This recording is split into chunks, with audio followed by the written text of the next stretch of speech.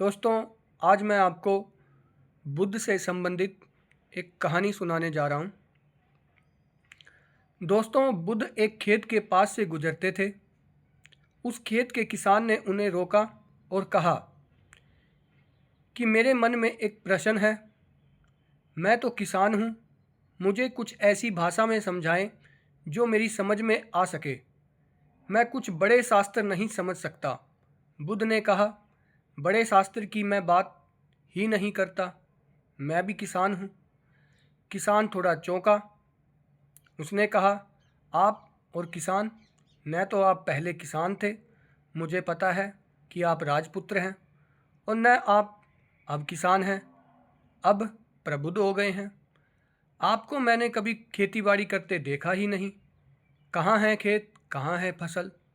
और अगर खेतीबाड़ी करते हैं आप, तो यह कोई समय है यहाँ वहाँ घूमने का? यही तो मौसम है। आप जा रहे कहाँ हैं? बुद्ध ने कहा, मैं भीतर की खेती करता हूँ। तुम बाहर की खेती करते हो, मैं भीतर की खेती करता हूँ। मैं भीतर बीज बोता हूँ, मैं भीतर की फसल काटता हूँ। तुम बाहर बीज बोते हो, बाहर की फसल काटते हो। मैं तुम्हारी भाषा में बोल रहा हूँ। तुम्ही ने तो कहा कि तुम्हारी भाषा में बोलूँ, तो तुम्हारी भाषा में बोल रहा हूँ। ध्यान भीतर की खेती है, भीतर की बागवानी है। और जब भीतर फूल होते हैं, फसल उगती है और फसल लहलहाती है। और जब तुम्हारे भीतर आनंद की तरंगें उठती हैं, तो क्या करोगे? इस आनंद को बांटना ही पड़ेगा। जब बादल जल से भरे होते हैं तो बरसना पड़ता है, और जब दिए में रोशनी होती है तो किरणें फैलती हैं, और जब फूल में सुगंध उड़ती है, चांद तारों को छूने की अभिप्सा रखती है। जिसके भीतर आनंद है वह बांटेगा, और आनंद ही सच्चा धन है, क्योंकि इसे किसी से छीनना नहीं होता, इसे किसी और से लेना नहीं होता। यह अपना है, और अपना है वही दो तो पुण्य है।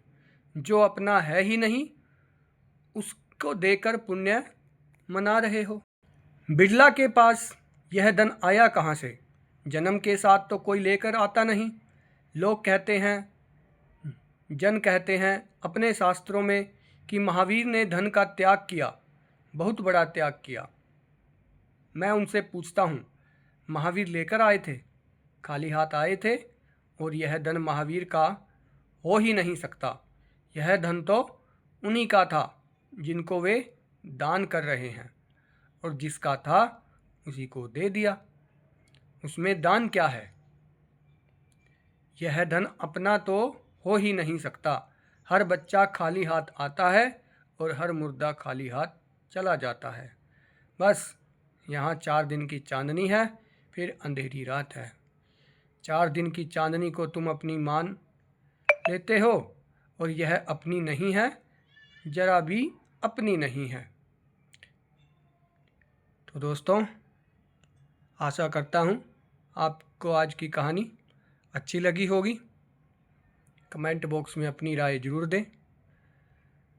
तो बुद्ध जी का कहना था कि जैसे किसान बाहर की खेती करता है, बीज बोता है, फसल काटता है, वैसे ही हमें अपने अंदर की, अपने मन की खेती करनी चाहिए, ध्यान लगाना चाहिए।